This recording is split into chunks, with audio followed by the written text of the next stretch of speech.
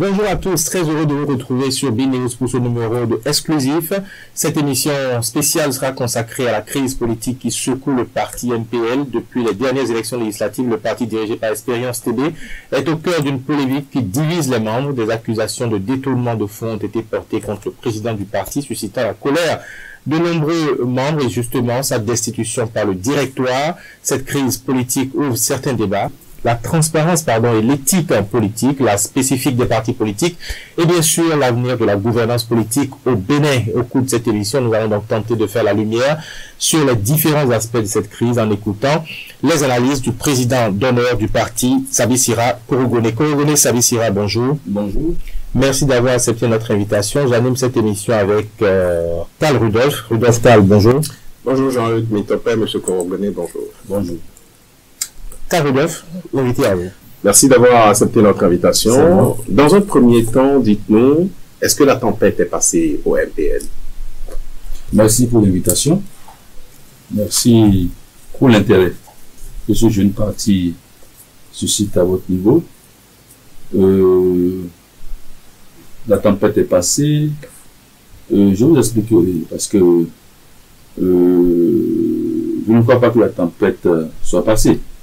Parce que j'avais demandé à tous les camarades de me permettre d'aller enterrer ma femelle et qu'à mon retour, on verra comment on fait pour sortir cette crise. Je tiens d'entrer à vous dire que les crises appartiennent aux hommes, mais la capacité à surmonter les crises appartient aux grands hommes. Le mouvement populaire de libération sortira grandir cette crise. Moi, je mets cette crise sur le coup d'une crise de croissance. Vous savez, je tenais d'entrer à dire à nos compatriotes que comme vous, j'ai entendu un certain nombre de déballages sur les réseaux sociaux. Des déballages liés à la gestion d'une certaine somme d'argent au moment où le parti faisait sa première expérience pour les élections législatives. Vous n'êtes pas sans savoir que nous avons participé à cette élection. C'est sur les réseaux sociaux, tout comme vous d'ailleurs, j'ai eu vent de ce que le parti a été aidé par des gens. Alors, M. Korogone, on en viendra, on parle maintenant de l'état actuel du parti. Oui, je viens parce que l'état actuel du parti, il faut d'abord que ces préalables soient, que je puisse survoler ces préalables-là, ou que les Béninois sachent que Korogone Sabissira n'est ni de près ni de loin, mêlé à la manœuvre qui a conduit le MPL à être aujourd'hui en crise. Je tenais d'abord à le dire à mes compatriotes et qu'ils sachent que Korogone n'a pas changé, que Korogone n'est pas un homme de compromission, que Korogone est toujours attaché à ses convictions, que Korogone est toujours attaché à l'intérêt général. Je tenais d'abord à faire en sorte que mes compatriotes le sachent. Bon, ceci étant, vous parlez de l'état actuel du parti. Le parti est secoué. Je dirais même très très secoué d'ailleurs. Mais la BAC ne chavirera pas. Personnellement, je me suis senti trahi, mais je me suis mis au-dessus de mes émotions pour que l'objectif principal pour moi soit de faire en sorte que le MPL continue, pas faire son petit bonhomme de chemin, que le MPL continue pas à exister. L'état actuel du parti, le parti s'apprête à aller en congrès. Un congrès pour pouvoir se choisir librement ses dirigeants pour les années à venir. Alors, vous dites que la tempête n'est pas passée.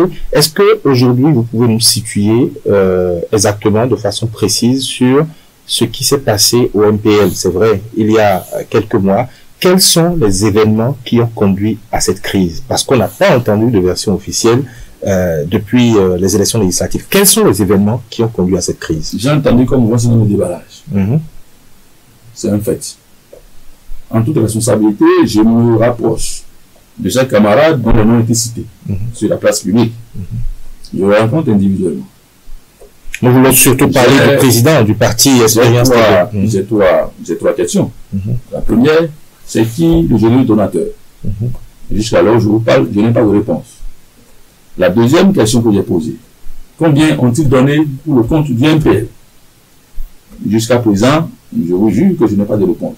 Est-ce que vous avez au moins la confirmation qu'il y a de l'argent qui a été pris quelque part? Oui, oui. Ça, Et sur le montant, qu'est-ce qu'on peut savoir exactement? je demande à mes camarades, ok, vous nous pouvez me dire qui c'est. C'est un fait, je constate. C'est qui, le général donateur, je ne sais pas. Maintenant, comment est-ce qu'on a mis à la disposition du Mouvement populaire de libération? Parce qu'il y a une vérité qui est absolue.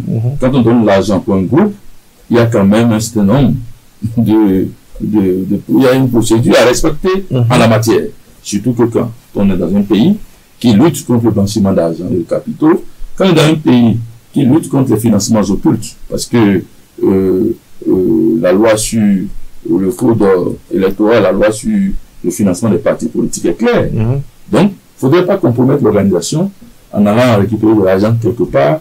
Et à ce niveau, je ne serais pas du tout d'accord.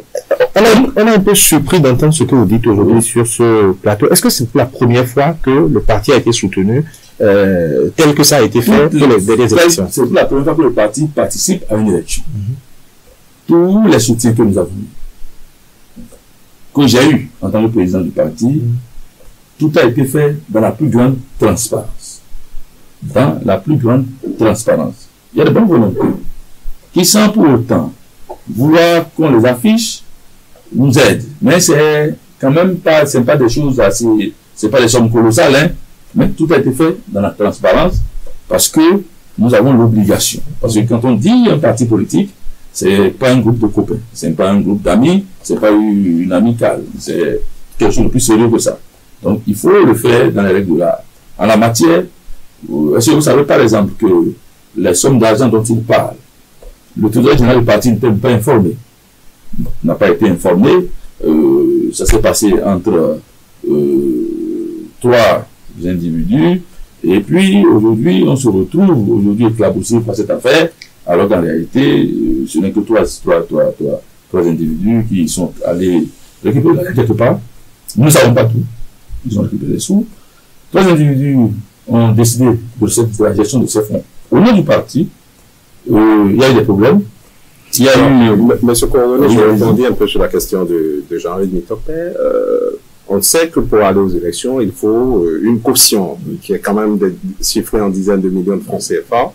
Votre parti, les jeunes, c'est pour la première fois que vous allez aux élections. Où est-ce que vous avez trouvé l'argent pour payer cette caution? Depuis 2020, on a tenté d'aller aux élections. On a tenté d'aller aux élections communales. Et que ça n'a pas marché. Nous avions décidé en ce temps de participer aux élections législatives qui venaient. On a commencé à se préparer, il n'y a pas de souci. Et la caution a été versée en toute transparence. Ceux qui nous ont aidés pour la caution l'ont fait dans la transparence totale. Je dis bien dans la transparence totale. À ce niveau, il n'y a pas de problème. Mais comment aller aux élections? C'était la question qu'on se posait. Parce que c'est un secret professionnel, si je vous dis par exemple que dans les zones que j'ai couvertes au cours de cette élection, c'est-à-dire en l'occurrence dans le septentrion, nous avons fait campagne dans la plus grande sobriété, sans aucun moyen. Nous avons fait campagne dans la plus grande sobriété, sans aucun moyen. Nous avons des candidats aujourd'hui qui continuent de recevoir des convocations dans les postes de police parce qu'ils sont en incapacité de respecter leurs engagements. Donc, dans le septentrion où je suis resté, tout au long de cette campagne, nous l'avons fait en toute sobriété. Voilà un peu la situation de façon globale en ce qui concerne cette affaire d'argent. Vous n'avez pas pu nous édifier clairement sur cette affaire d'argent, comme vous dites. Vous dites quand même que c'est 3 personnes qui sont allées chercher ces fonds au nom du parti. Mais j'ai envie de vous demander aujourd'hui de quoi est-ce qu'on accuse exactement Expérience TB, puisque ici, vous avez dit sur ce plateau que vous étiez là quand ils sont allés chercher les sous. Vous ne savez pas de combien nous sommes en train de parler. Vous ne savez pas qui est le donateur. À la fin, j'ai envie de vous demander, monsieur Sabissera Korogolé, quelle preuve est-ce que vous avez alors par rapport à tout ce qui a été porté comme accusation contre Expérience TV? Moi, je n'ai accusé personne. Je n'accuse pas. Vous avez écouté les autres. Ils ont accusé Expérience TB. Quelles preuves ont-ils aujourd'hui? Lui-même n'a pas nié. J'ai dit ici que j'ai reçu chacun d'eux. Lui-même n'a pas nié. Il y a eu de l'argent. Il y a eu de l'argent. En urgence, je voulais qu'on règle, parce que la principale richesse d'une formation politique, ce sont les hommes. Je voulais qu'on... Parce que la crise était à deux niveaux. Sur le terrain, au niveau des candidats, au niveau de ceux-là même qui ont fait campagne, et maintenant au sommet. Au sommet, c'était plus facile de gérer. Mais que sur le terrain, que les gens, que la crise sont en train de s'alimenter sur le terrain, il fallait pour moi éteindre le feu. C'est pour cela que la troisième question que je leur poser, de combien disposez-vous encore? Combien reste-t-il alors? Combien reste-t-il alors pour qu'on puisse régler le problème des mandataires et qu'on puisse régler ce qu'on doit régler avec les différents candidats qui aujourd'hui sont en difficulté. Donc vous avez encore des problèmes aujourd'hui à part les créances des candidats? Il y a la plainte est encore, la plaie est béante. La plaie est béante. Les mandataires se plaignent de n'avoir pas été payés. Les mandataires se plaignent de n'avoir pas été payés. Donc, comment est-ce que ça a été organisé? Je ne vous cache rien en disant que à la veille du vote, je suis allé jusqu'à demander à M. Tébé que compte tenu du fait qu'on n'a pas les moyens, parce que moi je ne savais pas qu'on avait les moyens, compte tenu du fait qu'on n'avait pas les moyens, il faut laisser tomber les histoires de mandataires pour que ça ne crée pas les problèmes après. Donc il m'a dit non, qu'il saura comment on va gérer ça. Bon, sur le coup, moi j'étais dans le Bénin profond. Bon, finalement, j'ai constaté que les mandats ont été envoyés et que les 17 000 et quelques bureaux de vote devaient être pourvus de mandataires. Une somme a été décidée pour, comme un forfait a été décidé. Et malheureusement, les gens se plaignent aujourd'hui de n'avoir pas pu rentrer en possession de ces fonds. Donc j'avais demandé combien est-ce que vous avez de disponible pour qu'on essaie d'éteindre ces foyers de tension. Donc je n'ai pas eu gain de cause. C'est dans les encablures de tout cela que j'ai perdu ma mère. J'ai reçu... Justement, vous l'avez reçu justement quand vous avez perdu... Je l'ai reçu... Expérience TB. Non, je l'ai reçu. Je l'ai même reçu avant de perdre ma mère. Avant de perdre ma mère, je l'avais reçu. Et après, je l'ai encore reçu. Parce que c'est individuellement qu'on a échangé. Après, on s'est retrouvés ensemble. Je leur ai dit que je ne voulais pas que la situation continue à être sur la place publique. Il faut que les guerres à travers les médias puissent cesser. Deuxièmement, il y avait différentes plaintes au niveau de nos commissariats. Il faut que chacun puisse retirer ses plaintes pour qu'on puisse surmonter la crise comme de grands hommes. Alors, dites-moi actuellement qui dirige le parti? Voilà, les tests du parti, parce que le directeur du parti s'est réuni, et puis les tests du parti le permettent. Et je ne voudrais pas faire des choses qui ne soient pas en règle vis-à-vis des tests du parti. Le directeur du parti s'est réuni, et lorsqu'ils m'ont posé le problème, les autres membres du directoire, je leur ai dit de faire tout possible pour que M. Tébé soit pris. Et que s'il faut même qu'ils aillent toucher un huissier, de le faire par voie d'huissier. Une invitation à la réunion du directoire lui a été envoyée. Ils ont tenu la réunion. J'ai eu le procès verbal de la réunion. Les tests le permettent. Le directoire a pouvoir de suspendre n'importe lequel de ses membres pour une raison ou pour une autre. Il y a eu faute lourde et ils ont suspendu M. Tébé. Une deuxième décision a été prise par le directoire. C'est dans cette prérogative de l'installation d'un comité de crise. C'est ce comité de crise aujourd'hui qui a l'obligation de conduire le mouvement populaire de libération à son premier congrès ordinaire. En tout cas, Expérience TB dit qu'il est et reste le président du parti. Est-ce qu'il ne s'ouvre pas devant le MPL un combat qui va se dérouler plutôt devant les tribunaux? Il n'y a même pas de combat. Tous ceux qui, vous savez, ça n'a rien à voir avec les relations personnelles que j'entretiendrai avec M. Tébé. Il n'y a même pas de combat. Le mouvement populaire de libération n'est pas un groupe d'amis. Les tests sont les tests. Vouloir s'accrocher ou faire en sorte que après soit c'est le déluge, c'est pas possible. Le mouvement populaire de libération continuera d'exister. Et de tout temps, même moi-même. Parce que ce que peut-être des gens essaient d'oublier, c'est dans le processus de la création du mouvement populaire de libération que moi j'ai connu la prison pour la première fois. C'est dans ce processus que Issa Sani Zakari a été ensuite en prison. Dans ce même processus, Alima Bonigui est allé en exil. Mon ami père son âme, je l'appelle affectueusement le soviétique, et Dine, il est de la commune de Kandi, a perdu la vie. Dans ce même processus, et mon frère Bior de Peléré a été charcuté. Est-ce que nous allons laisser tous ces sacrifices? Non. On ne permettra pas à un individu ou à un groupe d'individus de détruire ce que, si tant de sacrifice, avec si tant de sacrifice, on essaie de construire. Vous savez, le mouvement populaire de libération, les gens en parlent sans savoir. À aucun moment, on a dit que ça allait être un groupe parfait. La perfection n'étant pas de ce monde. On a juste dit que c'est un groupe de jeunes constitué avec les objectifs, ayant une conviction et qui veut participer à la construction d'un Bénin. D'un Bénin où il sera bon vivre pour toutes et pour tous. Donc, c'est le moment pour moi d'ailleurs de pouvoir au micro pour demander à tous ces camarades.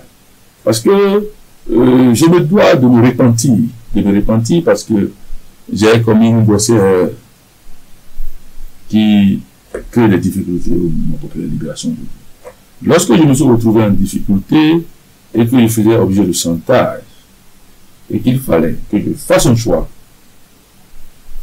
j'ai décidé de façon unilatérale de me retirer de la tête du parti pour ne pas engager un bras de fer juridique avec le régime. Et de ce retrait, j'ai décidé unilatéralement et contre l'avis de tous de confier la tête du parti à mon frère ami Espérance Tédé. Mais franchement, aujourd'hui je le regrette et je le regrette amèrement. Je n'aurais pas dû le faire. J'ai pensé, et je pensais bien faire, que ramener le sujet en plénière, je pensais qu'on allait s'amuser. Le directeur du parti ne peut qu'être installé au cours d'un congrès.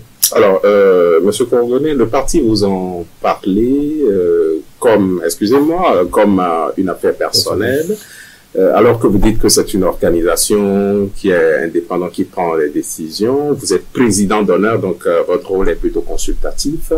Est-ce que vous ne vous êtes pas écarté pour conserver toujours une main sur la formation politique? Vous savez, j'ai entendu certaines presses me dire, j'ai compris que c'était la manipulation. Sadi Sera Coordonné n'est plus preneur pour une quelconque direction du mouvement populaire de libération. Vous savez pourquoi? Moi, j'essaie d'avancer dans la zone. C'est pas une affaire personnelle.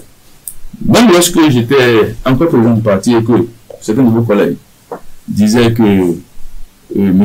Coordonné, le mouvement populaire de libération de M. Coordonné, même quand il le disait, je les appelais automatiquement, je leur disais non. Le MPL ne peut pas être Coordonné. Ce n'est pas une affaire personnelle. Mais c'est un sacrifice qui a été consenti.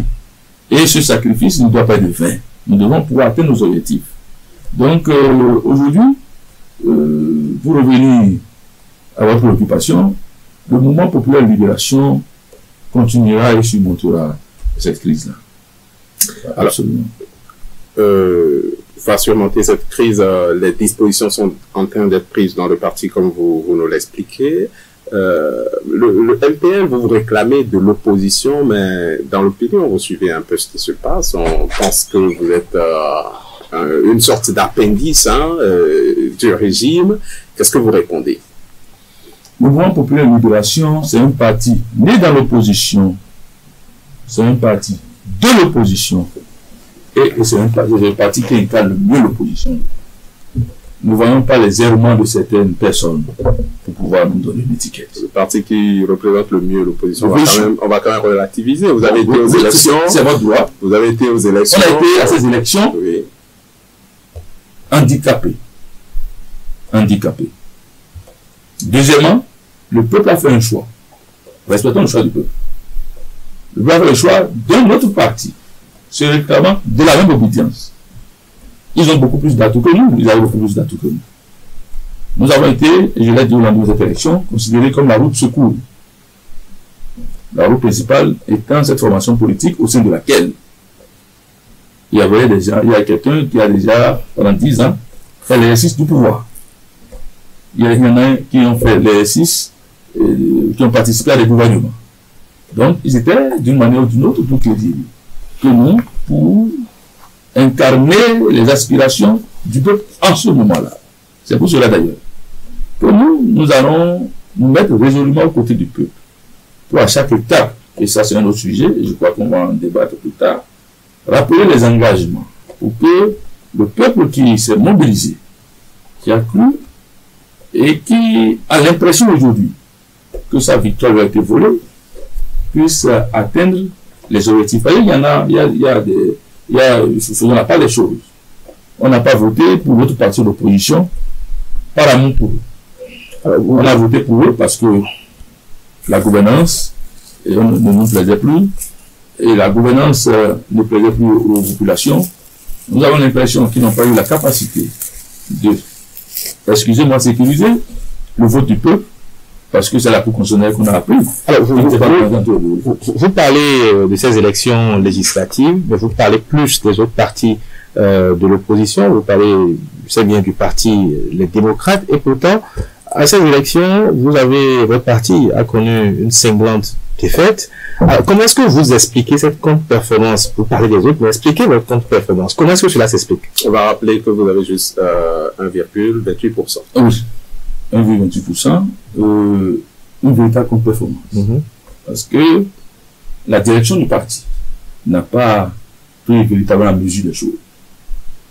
Vous savez, il y a un combat que moi j'ai mené, de tout le temps. Mais malheureusement, le combat n'a pas été gagné. C'est lequel? Jusqu'à présent, je le dis, pas parce que ça me fait plaisir, même si en pareille circonstance ça devrait. Le nom Korogoné est encore plus fort que le nom MPL. Ce n'est pas normal. Ce n'est pas normal. Ce n'est pas normal. Moi, je me suis battu de tout temps pour que ce soit l'organisation qui soit forte. Mais malheureusement, ce n'est pas le cas. Notre contre-performance est venue du fait qu'à un moment donné, on ne l'assurait plus. Notre contre-performance est venue du fait qu'à un moment donné, on a constaté la banalisation de l'organisation. Malheureusement, c'est ce qui a amené certaines personnes, certains, juste parce qu'ils ne nous aiment pas, mais d'autres, objectivement, commencer à se poser des questions sur notre crédibilité. Sur notre crédibilité. Tout ça a participé à nous empêcher à aller à ces élections en ayant la garantie de lever les suffrages et de lever les sièges. Vous savez, c'est là que ce que vous dites est quand même un peu surprenant. Vous êtes le président d'honneur du parti, mais c'est comme si vous ne suiviez plus rien. Comment est-ce que vous n'avez pas vu tout cela venir? À un moment donné, il fallait prendre la hauteur. Prendre la hauteur et laisser le temps jouer son œuvre. Parce que j'ai eu certaines fois des retours de certains de nos camarades sur le terrain. J'ai interpellé autant que je pouvais, mais je ne voulais pas créer une crise. Faut qu'on dise que j'ai continué, je voulais continuer. Non, je ne voulais pas créer une crise. J'ai subi beaucoup de choses, à la limite de l'humiliation, pour le bien de l'organisation. Pour le bien de l'organisation, parce que on allait tout droit vers les élections législatives, et il ne fallait pas que je fasse des choses qui créent des difficultés au parti dans ce processus-là. Sinon que je n'ai pas cessé de dire, à un moment donné, bon, vous pouvez vous imaginer. Par exemple, que j'avais les informations liées au MPL qu'à travers les réseaux sociaux ou à travers la presse. Vous pouvez vous imaginer cela? J'ai vécu ça. Vous, le président d'honneur. Oui, j'ai vécu ça. J'ai vécu ça. Mais comme je ne m'attache pas à mes émotions, je laissais le temps faire son œuvre et je priais que très vite mes camarades puissent véritablement comprendre que la philosophie au départ, on ne doit pas biaiser cela. On doit continuer par être attaché à notre philosophie au départ et que notre rôle dans l'échiquier, dans l'écosystème, c'est de faire en sorte que là où il y avait des problèmes, il n'y en ait plus désormais. Et c'est ce que nous avons tout le temps prôné, mais malheureusement, nous nous sommes retrouvés avec un score piteux. Un score piteux, il faut être honnête pour le dire, c'est un score piteux. Un score piteux, on méritait mieux, et je pense que il ne faudrait même pas se cacher derrière son petit doigt ou dire tout simplement qu'au législatif 2023, nous avons échoué. Alors, nous avons plus de potentiel que ça. Le mouvement populaire de libération, vous n'avez pas droit au financement public des formations politiques. En tant que président d'honneur, est-ce que vous savez au moins comment le parti est financé? Vous avez un grand siège à Ménotin, le parti a des charges, tout et tout. Il faut de l'argent pour tout cela. Est-ce que vous savez d'où vient l'argent? Je vais faire une petite confidence. Est-ce que vous savez par exemple que le siège du Paracou, on doit plus de 17 mois de loyer? Le savez-vous? Le mouvement populaire de libération, à son lancement, a eu des bonnes volontés qui se sont positionnées pour nous aider. Vous savez, c'est une chose que je ne fais pas. S'il y a des conditions derrière un soutien, moi je ne suis pas preneur. Parce que je vous l'ai dit, je ne suis pas un homme de compromission. Si derrière un soutien, il y a des conditions qui iront plus tard contre mes convictions, contre les convictions et contre la vision du parti, on n'est pas preneur. Qu'est-ce qui s'est passé pour le cas présent avec... Non, je ne me base que sur les faits. Je n'ai pas eu autant d'informations. Je ne sais pas qui c'est pour pouvoir me faire ma petite idée. Je n'invente rien. Je ne venais pas ici pour spéculer. Je ne sais pas qui a aidé le mouvement pour la libération. Je ne sais pas d'où l'argent vient. Je ne le sais pas. Mais je dis, moi, je l'ai fait dans la transparence. Quiconque voulait nous soutenir, nous soutenait. On a eu beaucoup de soutien. Au lendemain des présidentielles 2021, et a constaté notre incapacité à être candidat. Beaucoup se sont rétractés. C'était rétracté. Donc, ça fait que, quand je vous parle de la situation du siège de Paracou, voilà un peu notre réalité. À un moment donné, même notre siège dont vous parlez à Ménotin, avec le propriétaire du siège, les gens nous avaient dit dans ce pays que le siège appartenait à un proche du pouvoir. Le propriétaire du siège, c'est M. Akimakin, c'était l'ancien ambassadeur du Bénin au Canada, qui nous a loué son siège. À un moment donné, on a eu des difficultés à respecter.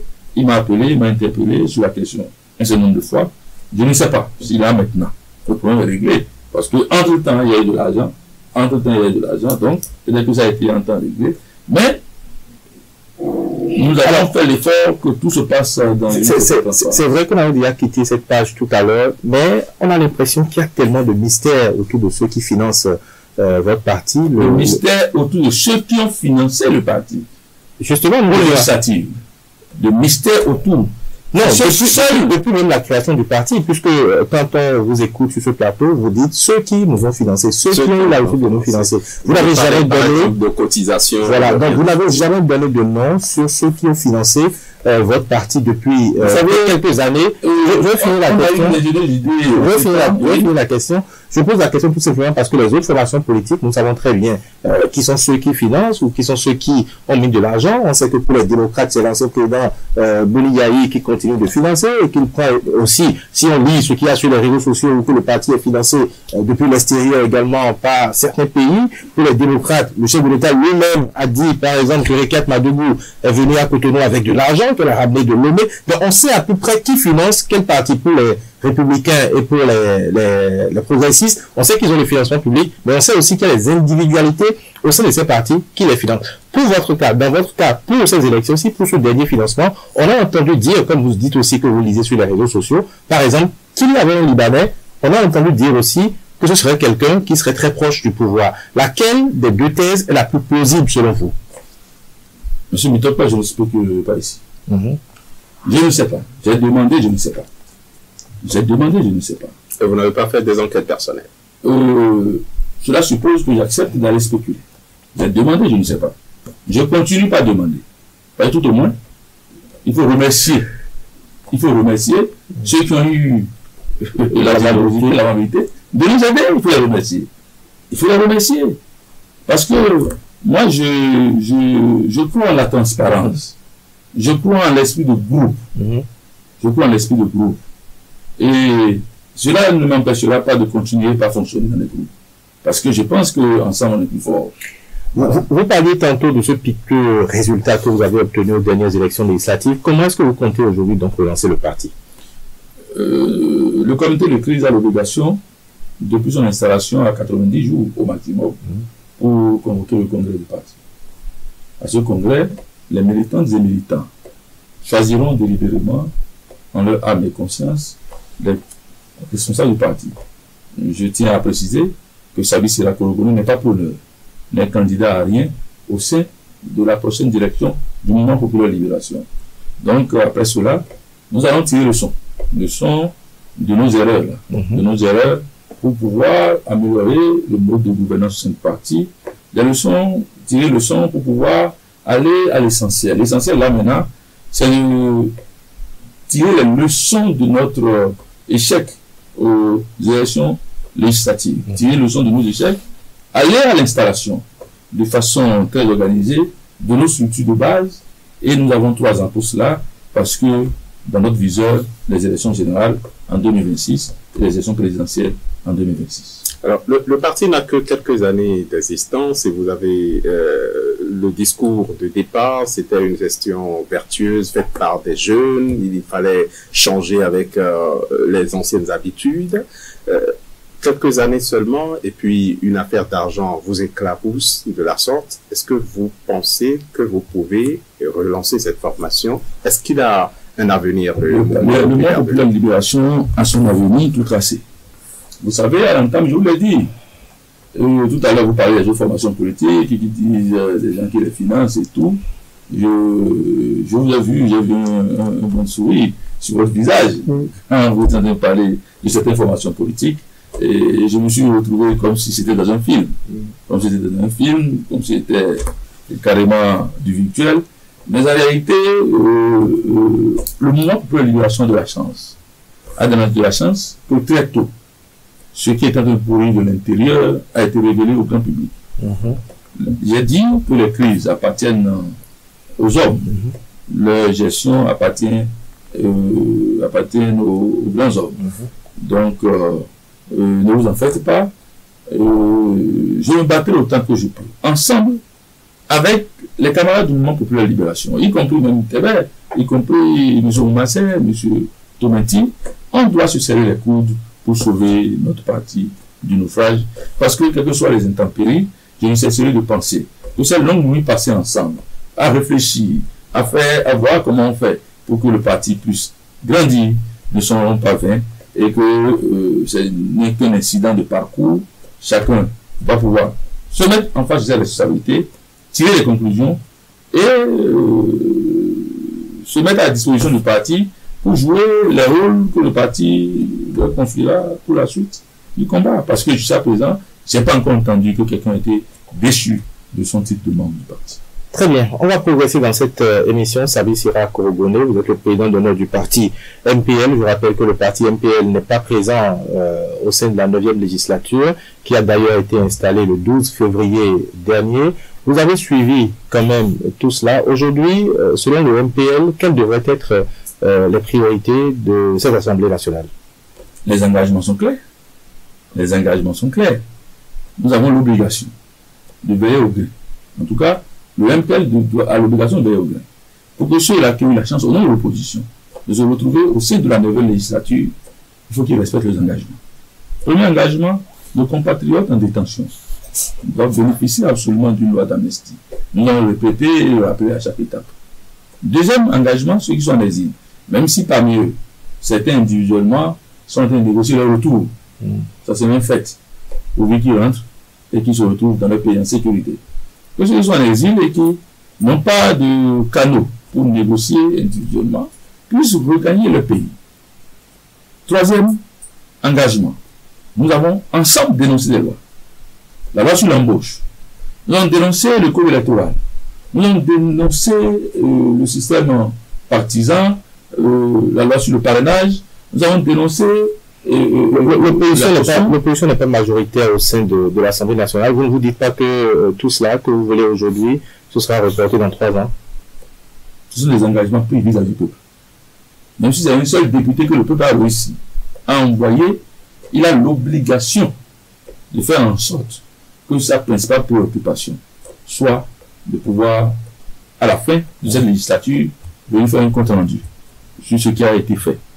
On peut avoir un seul député de l'opposition avec sa capacité de management, qu'il réussisse à convaincre ses collègues, parce que tant qu'ils sont là-bas, ce sont des Béninois, ce sont des compatriotes, et je pense qu'ils ne sont pas allés. Parce que, vous savez, je suis très prudent quand il s'agit de parler des autres, désormais. Et j'étais toujours dans une logique de dire ce que je pense. Mais aujourd'hui, vous me permettrez de faire un peu la langue de bois. Même si, honnêtement, je ne crois pas en leur capacité à faire ce qu'ils ont dit. C'est-à-dire que... Vous parlez de qui? Je parle des démocrates qui représentent l'opposition aujourd'hui. Des démocrates. Oui. C'est, à la fin, on constatera tout simplement et on fera le point. Soyez plus précis. Qu'est-ce qu'ils ne peuvent pas faire aujourd'hui? Voilà, j'ai cité les engagements. D'abord, ils n'ont pas la capacité de sortir nos compatriotes de prison. Ils n'ont pas cette capacité. Ça fait partie des thèmes de campagne. Moi aussi, j'ai fait campagne avec les mêmes thèmes. Le peuple a décidé de leur confier Alors, quand vous faisiez campagne, je ne vous arrête pas, quand vous faisiez campagne avec ces thèmes, vous étiez conscient que ça ne pourrait pas marcher? Non, on pouvait le faire. Comment? Je ne vous dirai pas. Mais on pouvait le faire. En fait, c'est... vous savez... Alors, les démocrates ont commencé, hein, ils ont proposé ce comité national de réconciliation et de pardon. Est-ce qu'il ne faut pas leur donner crédit, tout au moins, de la volonté de faire quelque chose? Je prie même pour qu'ils réussissent. Je prie qu'ils nous fassent tous mentir. C'est ma prière pour eux. C'est ma prière pour eux parce que notre pays en a vraiment besoin. A vraiment besoin que ses filles et que ses fils se réconcilient. Maintenant, il se la joue solitaire. À la veille des législatives, j'avais appelé toute l'opposition, la vraie d'ailleurs, à venir pour qu'on réfléchisse sur les conditions de participation à cette élection. Mais ils ont déjà réussi un certain nombre de choses. Ils ont réussi dans le ping-pong qui les a ramenés en jeu, à redonner du crédit à la Cour constitutionnelle. C'est un fait. On ne peut plus dénoncer la Cour constitutionnelle aujourd'hui.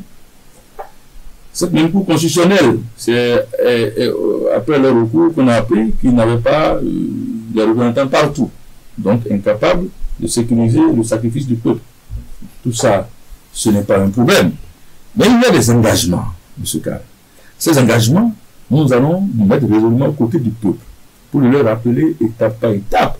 Parce que vous ne pouvez pas prendre des engagements et vous attendre à ce qu'on ne vous évalue pas sur la base de ces engagements. Nos compatriotes doivent amnistier. Nous avons des compatriotes en difficulté hors du pays. Ils doivent rentrer. Ils doivent, à travers des lois, recadrer le prix de nos produits agricoles, notamment le soja, pour le bien-être de nos parents qui sont à la terre. Alors, M. Convoué, vous allez me permettre de clarifier certains concepts que vous utilisez. Quand vous parlez de vraie opposition, de qui parlez-vous? Je parle de cette opposition vraie, qui est convaincue. Il y a des partis politiques, vous pouvez les citer si vous voulez. Non, je ne vais pas faire cet exercice. Mais j'ai déjà, une fois déjà, avec un de vos collègues, été dans ce sens. J'avais simplement dit que ceux qui avaient participé et qui se réclament de l'opposition et qui avaient participé à la manœuvre électorale de 2021 ayant permis au président Patrice Talon de valider sa réélection, pour moi et ses personnels n'étaient pas les opposants. Vous voulez parler de RCBE, du RLC? Vous les citez, cela n'engage avec vous. Mais moi, j'avais déjà dit ça. Et j'ai jusqu'à dire que ceux qui, en pareille circonstance, disaient je ne suis ni de l'opposition ni de la mouvance, je suis centriste, ne sont pas les opposants, c'est des mouvances. Donc, pour tout le reste, qui se réclamaient de l'opposition, pour moi, c'était la vraie opposition qu'il fallait. Mais il y a beaucoup d'autres qui a coulé sous le pont. Il y a eu des vieilles amitiés renouvelées qui, aujourd'hui, parce qu'il faut être honnête avec le peuple, même à un moment donné, le mouvement populaire de libération a pris des positions qui n'étaient pas du tout bien aussi. parce que submergé par les émotions en son temps. Donc, il faut pouvoir dire la vérité. Alors, les démocrates sont-ils de la vraie ou de la fausse opposition? Ils ont la chance, ils sont 28 aujourd'hui au Parlement. On va suivre. Parce que c'est le peuple qui en a décidé aussi. Oui, on va suivre. Et on aura le temps d'apprécier ensemble après. Colonel Sabissira, vous avez dit tout à l'heure que vous êtes jeune, que vous êtes un parti jeune, composé essentiellement majoritairement de jeunes, que vous voulez participer à la reconstruction de ce pays avec les dirigeants actuels. Vous avez évoqué ces thèmes de campagne, vous avez parlé surtout de l'exil, alors que nous savons très bien que depuis environ 6-7 ans, l'expression qui est plus en vogue, c'est la lutte contre la corruption. C'est à croire aujourd'hui que ceux qui sont en exil dont vous parlez, et que vous voulez qu'ils rentrent, c'est à croire que ce qu'on leur reproche aujourd'hui n'est pas fondé, n'est pas justifié. Qu'est-ce qui vous fait croire que ce discours que vous portez sur le retour de ceux qui sont en exil, qui en griffe, je précise, ont des dossiers devant la justice, que ce discours pourra prospérer, surtout quand on regarde la récente actualité liée à Sébastien Adjavon, dont les biens saisis ont été, seront vendus très bientôt à travers une décision de justice. Parlant des exilés, et vous avez même bien fait de donner l'exemple de M. Adjavon, et le tribunal de première instance de Cotonou avait connu de l'affaire et avait décidé de libérer au bénéfice du doute. De libérer au bénéfice du doute. Quelques semaines, quelques mois après, on crée une cour d'exception qui réchauffe le dossier. Vous savez, si on doit se comporter ainsi, si tout le monde doit se comporter ainsi, le président de la République actuelle ne pouvait pas rentrer être au pouvoir. On devait faire en sorte que la justice soit un tremplin pour tous les Béninois, pour toutes les Béninoises et pour tous les Béninois. On doit faire en sorte que tout le monde puisse se sentir en sécurité en pensant à notre justice. Est-ce le cas aujourd'hui? Moi je dis non, ce n'est pas le cas aujourd'hui. Vous dites que la justice a été instrumentalisée pour condamner Sébastien Adjavon? Il y a une cour d'exception qui a été créée. C'est cette cour d'exception. Lorsque l'affaire de 18 kilos de cocaïne est survenue, M. Adjavon pouvait fuir. Il pouvait partir, se retrouver hors du pays. Il a attendu, on l'a interpellé. En pleine conférence de presse, si je me souviens son nom. Il a attendu, on l'a interpellé. Il a été gardé à vue, présenté au tribunal de première instance de Cotonou, qui, au bénéfice du doute, le libère. C'est le même. Est-ce que vous ne voyez pas que c'est clair et limpide là? Donc, on doit faire en sorte que chacun se sente en sécurité. En sécurité quand il s'agit de la justice de son pays. Aujourd'hui, des gens sont partis parce qu'ils ne se sont pas sentis en sécurité. Est-ce qu'ils ne se sont pas sentis en sécurité à raison? Ou est-ce qu'ils ne se sont pas sentis en sécurité à tort? On n'en sait rien. Mais néanmoins, on doit faire tout possible pour que, dans le processus de réconciliation, parce que le mal que je souhaite à ce régime, c'est de faire en sorte que le cercle vicieux de la vengeance, du vainqueur sur le vaincu, puisse s'arrêter avant 2026. Vous n'avez pas répondu à la question sur la lutte contre la corruption. Que fait-on des affaires? J'en viens. Quand on parle de lutte contre la corruption, on doit le faire en toute transparence. Nous avons eu à un moment donné dans ce pays l'impression que ça a été une lutte sélective. C'est l'impression que nous avons eue. Peut-être qu'on a tort, hein? Je n'en sais rien. L'impression que nous avons, c'est que la lutte contre la corruption a été une lutte sélective. Parce qu'on voit des gens qui circulent, dont les noms ont été cités dans les dossiers, et qui sont là. Vous voulez parler de qui? Non, je ne m'attache pas aux hommes. Finalement, vous avez une preuve. Non, c'est pas une affaire de preuve. Il y a des gens dont les noms ont circulé dans ce pays, dans des dossiers de corruption, mais qui sont toujours là, qui sont au pays, et qui occupent des postes de responsabilité. Vous savez, notre chaîne est regardée un peu partout. On nous suit même à l'extérieur du Bénin. On nous suit un peu partout. Quand vous dites des affirmations, quand vous dites des choses aussi graves, soyez un peu plus précis. Pour au moins informer ceux qui nous suivent. Non, vous ne faites pas entrer. Non, je ne ferai pas ça. Vous savez, à un moment donné, nous avons eu l'impression que la lutte contre la corruption était une lutte sélective. J'ai dit tantôt, peut-être qu'on a tort, peut-être qu'on a raison, même si après, il y a certains affidés du pouvoir qui se sont retrouvés aussi épinglés. Ça, c'est arrivé par moment. Et on avait pensé que le régime allait aller au fond. Mais jusqu'à présent, on ne désespère pas. On espère voir une lutte contre la corruption. Il reste... Allez-y. Une lutte contre la corruption qui ne sera pas une lutte à double vitesse. Il reste deux sujets que nous allons aborder très rapidement avant de refermer cette émission. Karl Rudolph. Justement, on va parler de ce drame qui a frappé tout un pays, qui a touché tout le monde au cœur. Le drame, l'accident de Dassa qui a fait au moins 22 morts. On n'a pas de précision sur le dernier bilan, au moins 22 morts. Comment vous l'avez vécu? Beaucoup de tristesse parce que la veille, j'étais sur le même tronçon. La veille, samedi, j'étais sur le même tronçon. Quand le lendemain, j'apprends que c'est arrivé. Je profite au canal pour témoigner toute ma compassion à ces compatriotes qui ont perdu leurs proches dans ce drame. Nos routes, malheureusement, continuent d'être des mouroirs. Nos routes continuent d'être des mouroirs. Et qu'est-ce qu'on devrait faire?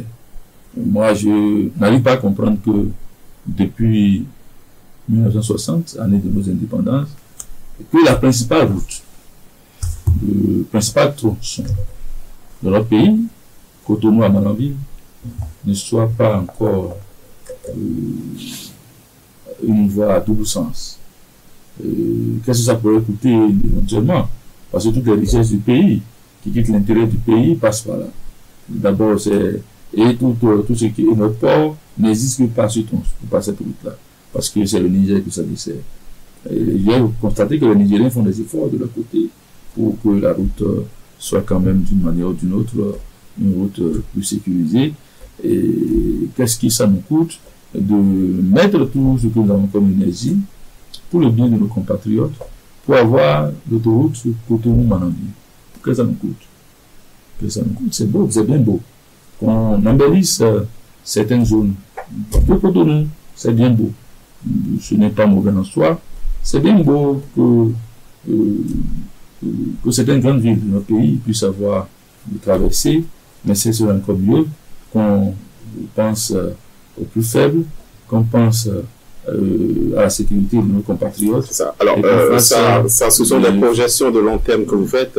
Vous avez suivi cette liste de questions d'actualité que les démocrates ont envoyées au gouvernement. Ils veulent notamment savoir ce qui a été effectivement fait pour limiter les dégâts.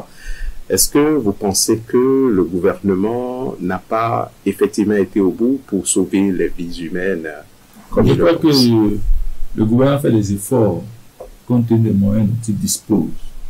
Fait des efforts compte tenu des moyens dont il dispose. Je ne sais pas si nos centres de santé sont bien équipés. Par exemple à Dassa. Si les centres de santé étaient équipés à Dassa, je crois qu'on n'était pas obligé de ramener les blessés jusqu'à Cotonou.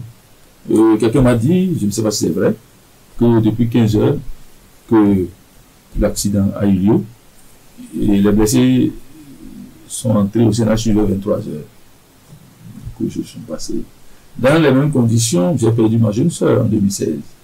Pas brûlée, mais accidentée. Accidentée, ramenée à l'hôpital de Bembereke. Ramenée à l'hôpital de Bembereke, c'est elle qui a pris son téléphone pour appeler les parents, leur demandant de venir la voir. Elle est restée dans l'ambulance, là, ce qui a perdu tout son sang, et quelques heures après, elle est décédée. Il faut que nos gouvernants... Ils ont notamment parlé de l'inaction, ou du moins du retard dans l'intervention des sapeurs-pompiers. Si les sapeurs-pompiers ne sont pas bien équipés, est-ce qu'ils pourront faire la magie? Si les centres de santé ne sont pas bien équipés, est-ce qu'ils pourront faire la magie? Nous devons pouvoir prioriser tout ça. Prioriser, mettre l'homme au cœur de l'action politique, que l'homme soit au cœur de l'action politique, pour que nous puissions, en urgence, faire face à ce genre de difficultés-là. Très bien. On va aborder maintenant le dernier sujet de cette émission pour finir avec ce plateau. Pascal Nyamoulinda a été nommé directeur général de l'ANAT. Vous avez suivi la forte réaction qu'il y a eu après cette nomination. Pas de l'ANAT, oui, de l'autre côté aussi, c'est à peu près la même chose. Donc, de l'ANIP, voilà. Donc, vous avez suivi un peu la réaction qu'il y a eu dans l'opinion, une forte réaction. À l'unanimité, les Véinois se sont indignés à la suite de cette nomination. Quelle est votre appréciation ou comment est-ce que vous avez appris cette nouvelle? Avec beaucoup de tristesse, parce que c'est à croire qu'au Bénin, on a plus de cadres compétents pour assumer un certain nombre de responsabilités.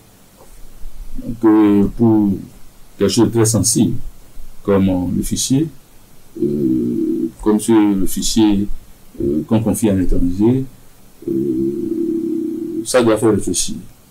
Il y a des pays qui font la promotion de cadres binationaux. Binationaux, c'est-à-dire qu'à un moment donné, il y a un lien entre le pays et l'individu. Mais chez nous, on nomme facilement des gens qui n'ont pas de lien avec le pays et qu'on les nomme encore à des postes aussi sensibles que la gestion de notre fichier. J'arrive pas à comprendre. Mais est-ce que selon vous, Kourobouni Sabissira, est-ce que cette nomination viole une loi, une norme au Bénin? Ils ont pris les dispositions à la table du régime, ils ont décidé ils ont encadré par loi. Mais du point de vue humain, est-ce que c'est bien?